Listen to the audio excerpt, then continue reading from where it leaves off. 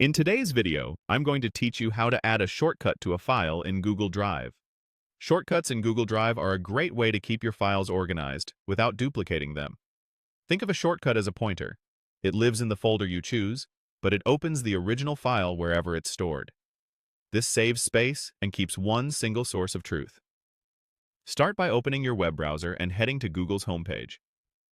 In the top right corner, look for the small grid icon, sometimes called the Google Apps Launcher. Click that to open the panel of Google services, then choose Drive.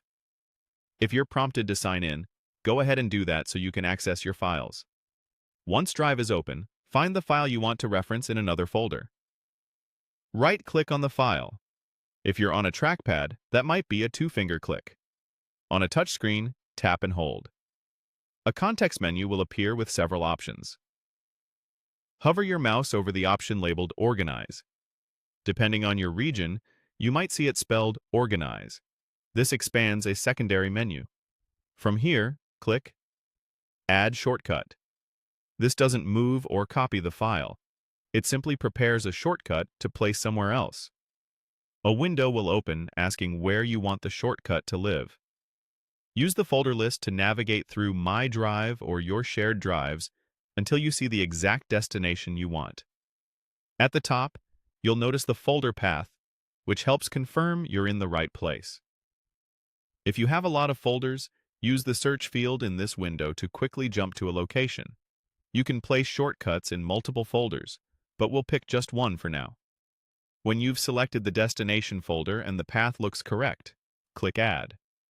You'll see a confirmation, and the shortcut will appear in that folder with a small arrow badge on the file icon so you can tell it's a shortcut.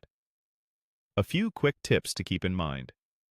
Shortcuts don't take up extra storage, and the file's permissions come from the original.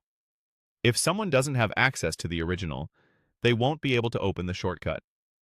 Deleting a shortcut removes only the pointer, not the actual file. Renaming or moving the shortcut won't change the original either. However, if the original file is deleted or access is revoked, the shortcut will no longer work. That's it. You've added a shortcut to a file in Google Drive, making it easier to find and organize your work without creating duplicates.